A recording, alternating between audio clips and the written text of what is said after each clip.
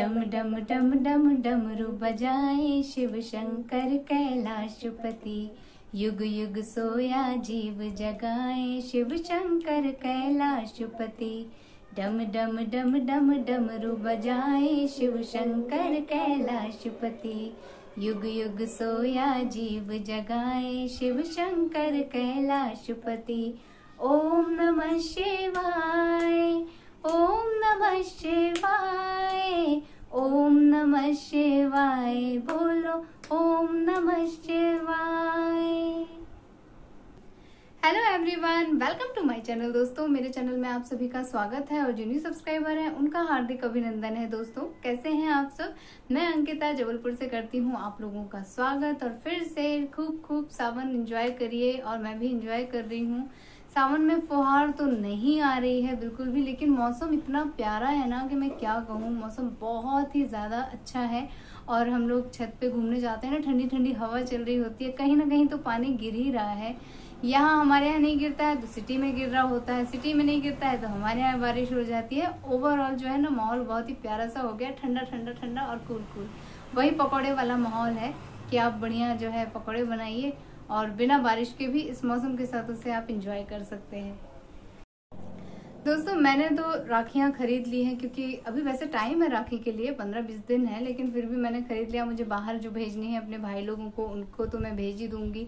और सभी भाई मेरे बाहर हैं, यहाँ कोई नहीं आता है, आ ही नहीं पाता है। उन लोगों ने छुट्टी मिलती है ना उन लोगों को टाइम मिलता है, तो मैं थोड़ा पहले ही भेज देती हूँ ताकि अगर किसी को नहीं मिली है तो उसे दोबारा भेजा जा सके।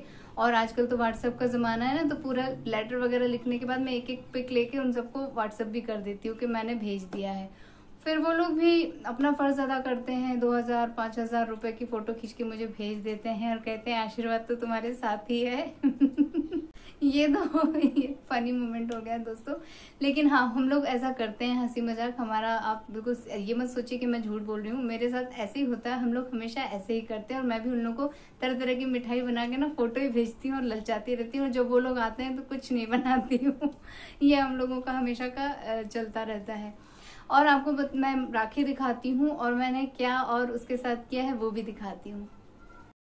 ये राखियाँ मैंने थोड़ी हल्की भेजने में अच्छी रहती है ना, लिफाफे में जाना है और हर जगह 2-2 4-4 भेजनी होती हैं, तो मैं ज़्यादा हैवी नहीं पसंद करती हूँ, धागे में ही मुझे अच्छा लगता है। तो इस बार मैंने जो है ये वाली सिलेक्ट की है। इनमें रुद्राक्ष भी लगा हुआ है, हालांकि ये नकली रुद्राक्ष है दोस्तों लेकिन ठीक है। और ये जो रक्षा सूत्र वाला धागा होता है ये मुझे बहुत अच्छा लगता है अपने भाइयों को बांधना। कभी मैंने कोशिश तो की है इस धागे से बनाने की, लेकिन अच्छी राखी आज तक मैं बना नहीं पाई हूँ, तो इसे ही भेज दूंगी। ये जो इन राखियों का कवर निकला है तो मैंने उसको ना यहाँ पे अपने ड्रेसिंग टेबल पे चिपका दिया है ग्लू गन से, और इसमें मैं जो है अपनी लिपस्टिक वगैरह या लिप लाइनर वगैरह रख लूँगी। और देखने में भी ये बहुत ही क्यूट लग रहा है दोस्तों, इसलिए मैंने इसमें लगा दिया है। अब ये कितने दिन चलता है तो पता नहीं, लेकिन हाँ मैंने अच्छे से ग्लू गन लगाई है ताकि ये गिरे ना। और बहुत हैवी चीज़ें मैं इसमें नहीं रखूँगी, छोटे छोटे पिन है, जूड़ा पिन वगैरह वो रख लूँगी, तो ये देखने में अच्छा सुंदर भी लगेगा। दोस्तों, आप जानते हैं जब हम लोग छोटे बच्चे जिनके पास हैं वो लोग मेरी बात को रिलेट कर पाएंगे जो मैं आज आप लोगों से कहने जा रही हूँ। हमारे बच्चे जब छोटे होते हैं और वो ग्रो कर रहे होते हैं तो सबसे पहले वो स्टेप सीखते हैं, थोड़ा थोड़ा चलना, उंगली पकड़ के जब वो चलना सीखते हैं, बैलेंस बनाना सीखते हैं, सोफे या दीवार को पकड़ के वो पहले खड़े होना सीखते हैं, तो उनको मजा आता है और वो धप धप गिरते भी हैं और फिर भी उन लोगों को मजा आता है और वो बार बार इस चीज को करते हैं। वही हाल होता है कि जब उनको हल्का हल्का चलना आ जाता है तो वो धीमे धीमे नहीं चलेंगे, वो तेज दौड़ने की कोशिश करते हैं, फिर गिरते हैं, फिर माँ बाप उनको संभालते हैं। और फिर थोड़े थोड़े स्टेप में ना उनको नए नए काम करने में बड़ा मजा आता है। जो उनने पहली बार किया होता है उसे वो बार बार करते हैं, फिर भले उससे वो बोर हो जाएं। ऐसा मैं इसलिए कह रही हूँ क्योंकि अभी इधर बीच मैंने उत्कर्ष की एक चीज नोटिस की कि मैडम इसको हमेशा बोलती हैं कि बेटा सब्जेक्ट जो जिस दिन पढ़ाना है बस उसी की बुक लेके आओ। हालांकि वो भी चेंज करके पढ़ा देती हैं, जिसकी टर्न नहीं होती है वो पढ़ाने लग जाती हैं, तो बच्चों को फिर ये हदस हो जाती है ना कि मैं बुक और कॉपी नहीं लाया हूँ तो मुझे लेके जाना चाहिए, इसलिए ये हैवी हैवी बैग ढो के लेके जा रहे हैं। और वहां से हम लोगों को फोन आता है कि नहीं आप पेरेंट्स प्लीज ध्यान दीजिए, बच्चों का बैग बहुत हैवी हो रहा है, बच्चे चल नहीं पा रहे हैं। और ये मुझे घर आके कहता है नहीं नहीं मैं तो 3 मंजिल चढ़ लेता हूँ बैग लेके, मैं तो दौड़ लेता हूँ, मैं तो और बच्चों की हेल्प करता हूँ क्योंकि मैडम बोलती है हेल्प करना चाहिए। तो अभी इसके पापा की ड्यूटी लगी थी स्कूल में और एक मैडम ने पर्सनली उनको कंप्लेंट किया कि आप प्लीज उत्कर्ष पे ध्यान दीजिए, वो उसका बैग बहुत हैवी होता है, हम लोग चाह के भी उसकी हेल्प नहीं कर पाते हैं, बहुत हैवी बैग होता है। तो फिर मैंने ना इसकी कुछ बुक्स वगैरह निकाल दी जिद करके कि नहीं बेटा, अगर मैम इस सब्जेक्ट को पढ़ाएंगी भी तो आप वहां पे ध्यान से पढ़ लेना, घर आके आप रिवीजन कर लेना। निकाल दिया। अब इनको तो हजम हो ही नहीं रही है कि मम्मा ने मेरा बैग हल्का कर दिया। तो ये पहले जो धीरे धीरे सीढ़ी चढ़ रहे थे, ये अब दौड़ दौड़ के कूद कूद के चढ़ने लगे। इनको अपनी एनर्जी एनी हाउ वेस्ट करनी है। मतलब मैं इसकी सहूलियत के लिए मैंने जो स्टेप उठाया, जो कदम उठाया, इसको उससे भी एक कदम आगे बढ़ के काम करना है। इसकी ये बात सुन के जब इसने बोला कि मैं तो कूद कूद के आ रहा हूँ मम्मी, मैं तो हर जगह जा रहा हूँ, और मैंने ना अपने जूनियर्स के बहुत सारे बैग उठा लिए और मैंने कहा चलो मैं तुम लोगों को क्लास तक छोड़ के आता हूँ। तो मुझे यही लगा कि जब बच्चे कोई नई चीज करना शुरू करते हैं तो वो कितना भी उसमें थक रहे हैं, कि उनकी हड्डी दुख रही है, कि उनका कंधा झुक रहा है, उनको उससे मतलब नहीं है। उनको उस समय उत्साह रहता है कि मुझे ये करना है, मुझे अच्छा लग रहा है, मैं तो एंजॉय कर रहा हूँ। भले बाकी लोग देख के दुखी हो रहे हैं कि अरे बच्चा बेचारा परेशान हो रहा है, ऐसा हो रहा है, वैसा हो रहा है, लेकिन बच्चों को इससे कोई फर्क नहीं पड़ता। जब इसने मुझे घर आके ये बात बताई ना, तो मुझे याद आया कि जब इसने शुरू में खड़े होना सीखा था, मैं डरती थी कि यार ये गिर जाएगा, इसको कमर में लग जाएगी या कहीं दीवार में सिर टकरा जाएगा, लेकिन ये बार बार खड़े होने की कोशिश करता था। जब इसे खड़े होना आ गया तो ये थोड़ा थोड़ा हाथ छोड़ के चलना इसने शुरू कर दिया। तो मुझे ना एक एक चीज जो है दिमाग में स्ट्राइक कर रही थी इसके बचपन की। तो मुझे लगा कि बहुत सारे लोग हैं जिनके घर में छोटे बच्चे हैं, वो भी अभी इस मोमेंट को मतलब इंजॉय कर रहे होंगे कि उनका बच्चा जो है जिस लेवल का वो है वो काम ना करके एक लेवल आगे का काम करने के लिए ज्यादा उत्साहित होगा। तो समहाउ मैं जब भी कभी ऐसी कोई चीज आती है और लोगों की वीडियोस देखती हूँ ना, तो मुझे बड़ा मेरा दिल छू जाती है चीजें, क्योंकि मेरे माइंड में भी इसके बचपन की बहुत सारी यादें हैं। और हाँ, इस ग्रोइंग से याद आया, मैं बच्चों की बात कर रही हूँ, कि मैंने एक ब्लॉग देखा था, उसमें उन्होंने बोला कि नहीं मैं बच्चे की मालिश नहीं करती हूँ क्योंकि बच्चा बहुत रोता है, तो बस ऐसे पाउडर लगा देती हूँ या समथिंग लाइक दैट। और एक जगह और देखा था कि उन्होंने कहा था कि बच्चा इतना ज़्यादा मालिश करने पर रोता है कि पड़ोसी आके कंप्लेंट करते हैं कि प्लीज़ आप अपने बच्चे को चुप कराइए, हमें डिस्टर्ब हो रहा है। खैर, बच्चे तो रोते ही हैं, ऑब्वियसली सभी के बच्चे मालिश के टाइम पे रोते हैं, लेकिन बच्चों को मालिश बहुत ज़रूरी होती है दोस्तों। ये बात मुझे तब पता चली, इसकी मालिश मैं नहीं कर पाती थी। एक तो ये भर ठंड में पैदा हुए थे, तो एकदम डॉक्टर ने स्ट्रिक्टली मना किया था कि आप इसको कपड़े के बिना नहीं रखिए, हीटर वीटर जला के भी मत रखिए, आपका बच्चा बहुत सेंसिटिव है।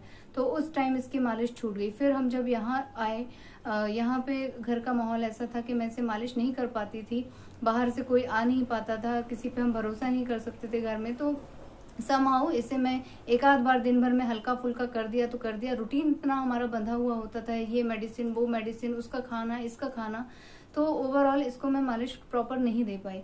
उसके बाद जब ये बढ़ा है, इसकी एज बढ़ी है, धीरे धीरे मालिश ना मिलने की वजह से इसको कई सारी चीजें हुई हैं बॉडी में।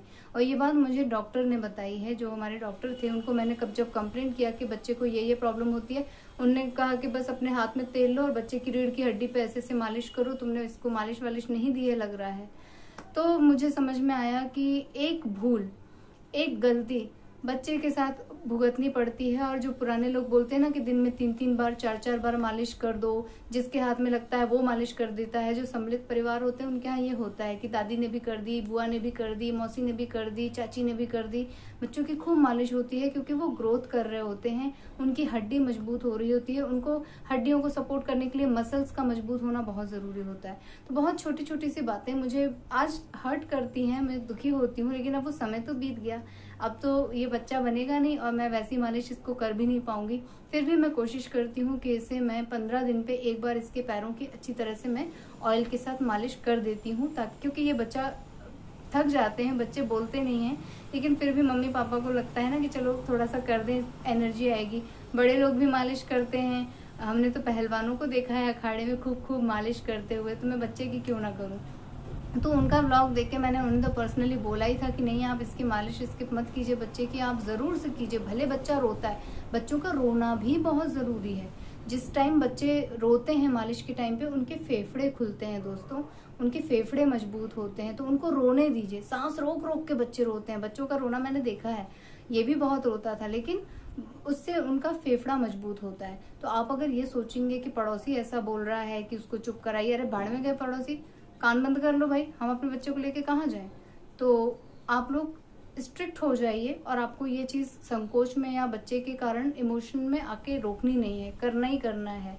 मैं तो मतलब मुझसे हुई गलती, इसलिए मैं सामने वाले को जरूर बोलती हूँ कि नहीं आप ऐसी गलती मत कीजिए। एक बार बच्चे बढ़ जाते हैं, उनकी जो हड्डी बन जाती है, जो मसल्स बन जाती है, वो फिर हम दोबारा वैसी चीज नहीं कर पाएंगे। तो मैं तो जब भी कुछ बोलना शुरू करती हूँ तो मेरे पास इतना टॉपिक होता है ना, इतनी यादें होती है ना कि वो मतलब मैं सोचती हूँ कि सब एक साथ ही बोल दूं, लेकिन ब्लॉग बहुत ज़्यादा लंबा हो जाएगा, इसलिए मैं अपनी बात को यहीं पे विराम दे रही हूँ दोस्तों।